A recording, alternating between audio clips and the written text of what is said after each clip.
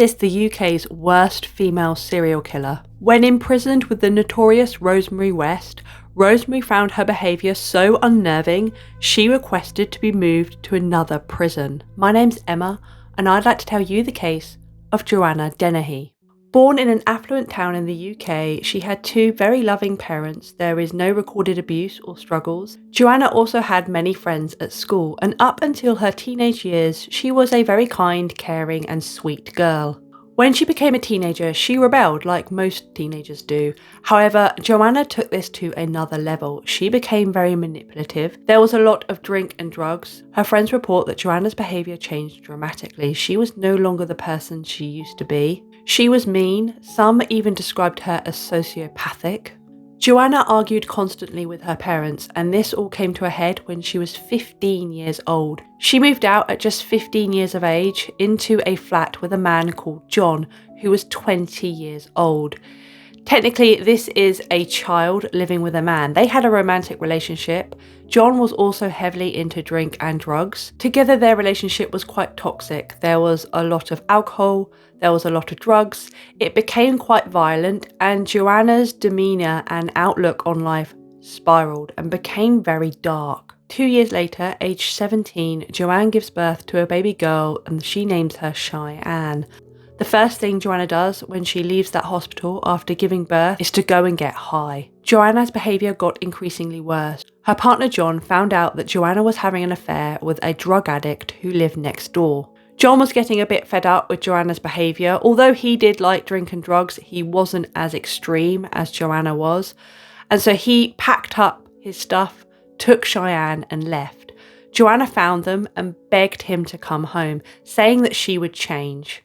And John returned with Cheyenne, and she did change for a little bit, but this didn't last long. Joanna was back on drink and drugs, and with that, the violence came as well. On one occasion, she nearly pushed Cheyenne down the stairs because she was just so drunk.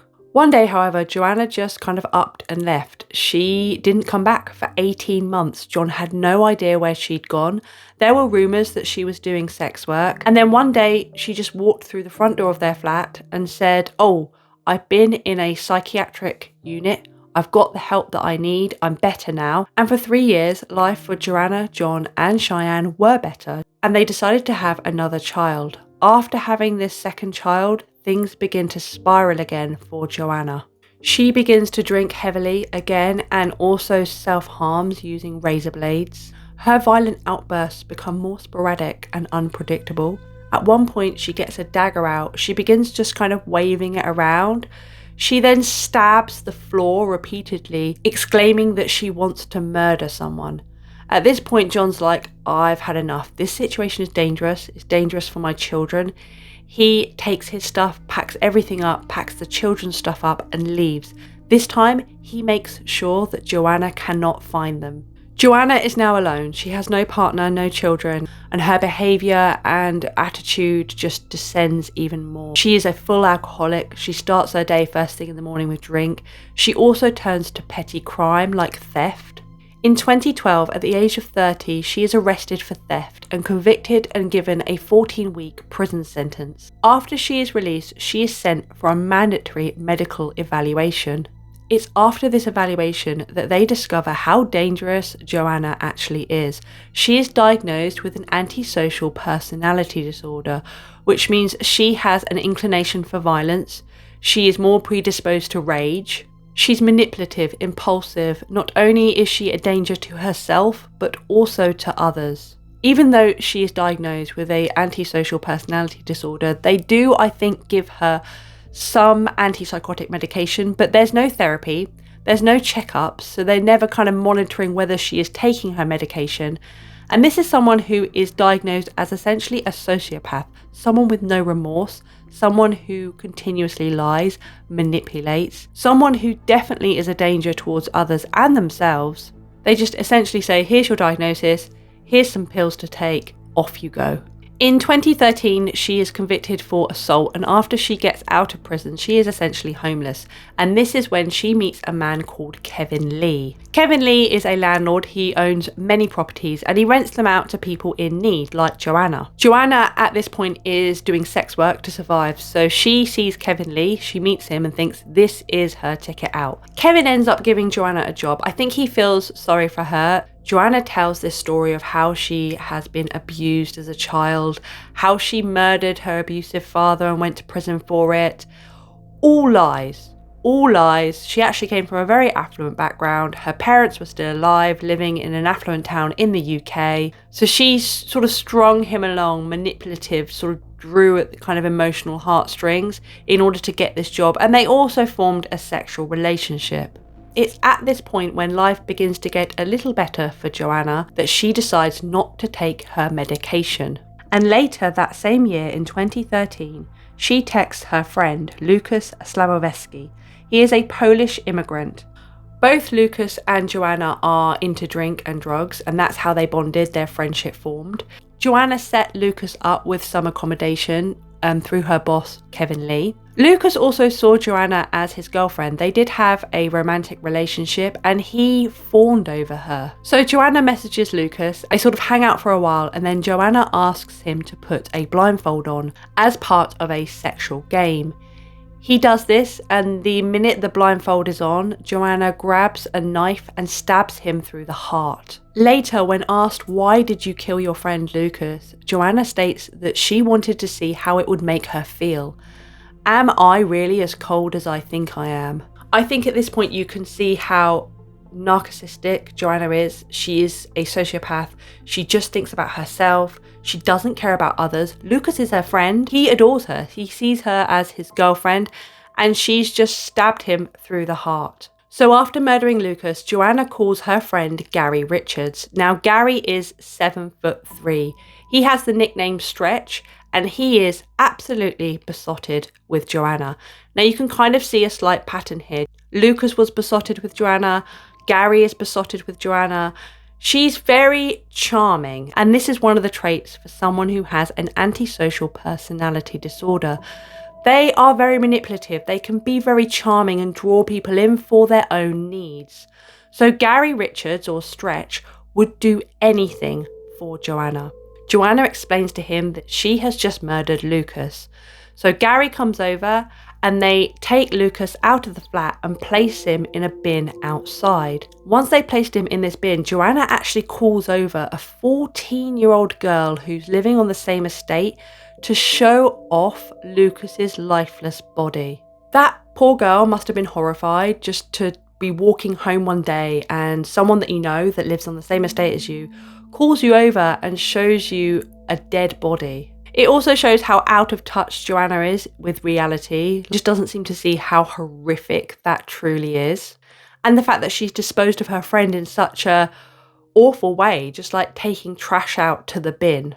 Afterwards, Joanna is thinking, right, how do I get rid of Lucas's body? So she goes up to Kevin, her boss, and says, I need some money to buy a car. I found one of the tenants dead in the flat. Kevin just says, okay. He doesn't ask questions. He doesn't wonder, why is there a dead body in the flat? How did they die? He gives her the money to buy this car. With the car, Joanna and Gary, or Stretch, drive Lucas's body in the boot to a remote area, and they dump Lucas Slabowski's body into a ditch. A couple of days later, John Chapman, who's 56, he's a veteran, who's also friends with Joanna. He has a drink problem. I think he suffered quite a lot after coming back, and this is a general problem that veterans do not get support after they return. He is invited over to Joanna's flat. They hang out for a bit and John ends up falling asleep on Joanna's sofa. Joanna then stabs him in the neck and 5 times in the chest. There are no defensive wounds, so John seemingly never woke up. He was in quite a deep sleep. But this is a callous attack that seems to have absolutely no motive other than Joanna's self-gratification. After murdering John Chapman, she phones her friend Gary and starts singing down the phone, "Oops, I did it again." They don't move the body for a while. John is just kind of on Joanna's sofa until I think they eventually move him to a shed. So these two victims so far, Lucas and John, they are kind of loners. They don't have many family or friends. They don't have wives, children. So when they go missing, there's not someone immediately there sort of noticing it, basically, and calling the police. Joanna's next victim, though, does have a wife and children, and that is her boss, Kevin Lee. As I've said before, they had a sexual relationship. Joanna contacts Kevin, inviting him over to her flat on the pretense that they were going to have sex. So they begin fooling around, and Joanna convinces Kevin to dress up and do a bit of role play. Whilst he's doing this, she grabs a dagger and stabs him 5 times in the chest and neck. Kevin has many defensive wounds. He desperately tries to fight her off, but Joanna manages to murder Kevin. So Joanna contacts Gary, and they now have 2 bodies that they need to dispose of. They have John Chapman and Kevin Lee. So they decide to call a mutual friend, Leslie Layton. He arrives. They load John Chapman's body into the car as well as Kevin Lee's. They drive to a remote area and they dump John Chapman's body in the same ditch where they placed Lucas's. They then drive further on and put Kevin Lee's body in another remote area in a different ditch. They realise that Kevin is much more connected. He has more family, he has more friends. Someone is going to notice that he's gone missing. He also has a car. So what they decide to do is they take Kevin's car, they drive it to some remote farmland and set it alight. A car on fire attracts a lot of attention and someone notices it and calls 999. The police come and begin looking around the car. They can't see a body or anything suspicious inside, and they believe it's been done intentionally, so they begin to look up who owns this vehicle. At the same time, this is Good Friday of 2013, and Kevin has not returned home from work. His wife is beginning to get worried. He always returns home, and he also always has his phone on. He runs a business with properties, tenants. He needs to be on call if there's an issue, and his phone is off. So his wife begins to worry.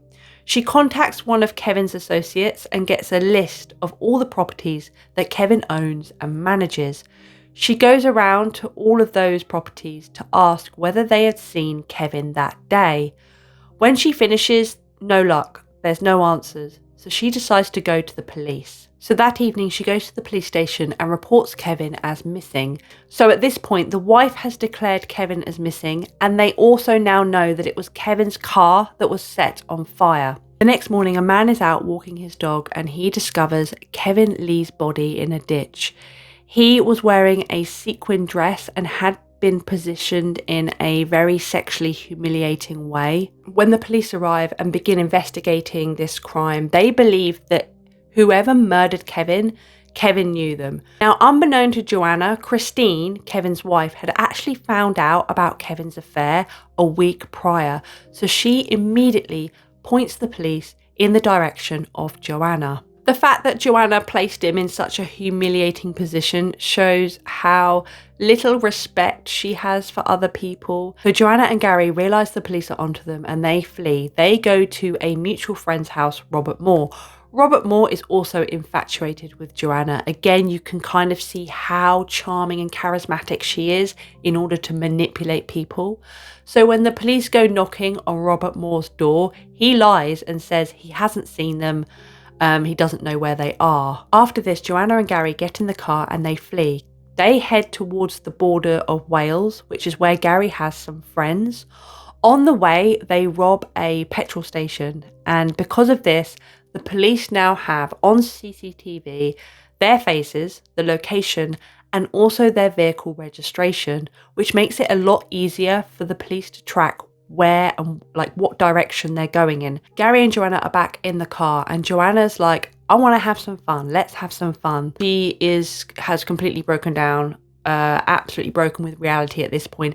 She wants to go out and just start murdering random people. So they're driving along and they come across this man, 64-year-old retired firefighter Robin. He's just walking at the side of the road. He's very close to his house. Joanna gets out and stabs him in the back. He tries to turn and Joanna stabs him in the arm and she's screaming, I want to hurt you. I want to fucking kill you. Robin is desperately trying to get her off. They're sort of tussling at the side of the road. Robin is desperately trying to defend himself. Another car witnesses and pulls up beside them. Joanna immediately takes off, jumps back in the car with Gary, and they speed away. Robin is just left in a pool of his own blood. This poor man was just out for a walk, coming home, and then is randomly attacked by a stranger who begins stabbing him. Joanna's not satisfied. She wants to get that high. She wants to kill someone. So she says to Gary, right, the next person we see, they have to be walking a dog. So Gary drives them to a very popular dog walking location and they spot another man. Joanna jumps out of the car, runs up to this man and begins stabbing him 30 times. Once she's finished, she grabs the knife and licks the blood off the blade. She then grabs his dog, gets back in the car, and her and Gary drive off. Now, luckily, both Robin and John Rogers survive. Even though John Rogers was stabbed 30 times, they both thankfully survive. John crawls his way over to a more sort of populated area, finds someone to call help for him. When the police arrive and attend the scene, John Rogers tells them that whoever attacked him, it was a woman, and she had a very distinctive sort of facial tattoo.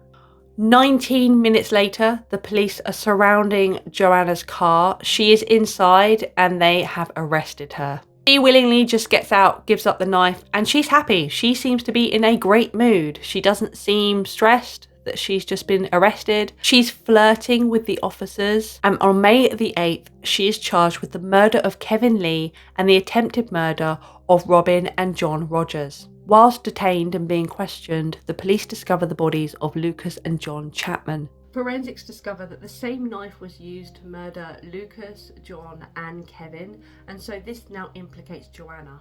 Whilst being detained, Joanna plans to escape, and her plan was to capture and murder a guard, cut his finger off to use for the biometrics to get out of the secure doors. However, the guards discover her entire plan written in a diary, and afterwards she is then put into solitary. In November of 2013, Joanna pleads guilty to all her crimes. She doesn't just plead guilty, she screams in the courtroom, guilty, guilty, guilty, as some kind of show or performance. It's very, very odd. She's given a whole life order, which means life without parole, and she is the third woman in the UK to receive this sentence. Whilst being sentenced, Joanna was just laughing. She seemed to find the whole ordeal funny. When she was in prison, she was initially put into solitary. She then moved to the main sort of prison area and she befriended one of the inmates and they wanted to get married. This wasn't really allowed. They also formed a suicide pact, and I think this shows that even within prison, she's still managing to charm people and kind of work her way in and manipulate people for her own benefit. Joanna was then moved to another prison, and this is where she ended up in the same prison as Rosemary West. It is reported that Rosemary West found her behaviour so unnerving, and Joanna did threaten to murder her, that she requested to be moved. As for all the men who helped her in her crime, Gary Richards, or Stretch, received a life sentence with a minimum sentence of 19 years. Leslie Layton, who helped them dispose of a couple of the bodies, was convicted of perverting the course of justice, and he was given 14 years. And finally, Robert Moore, who helped them flee, he hid them in his house, was convicted of assisting a criminal, and he received 3 years. That was the very disturbing case of Joanna Dennehy, a complete sociopath and also someone who slipped through the net of sort of medical care. I think she should have been brought into a psychiatric unit way before. She said she went to a psychiatric unit previously, but that's not been corroborated. My name's Emma. If you like my content, please remember to like, subscribe or comment and hit the notification button. If you'd like to see more cases from me, please let me know, and I will see you next time.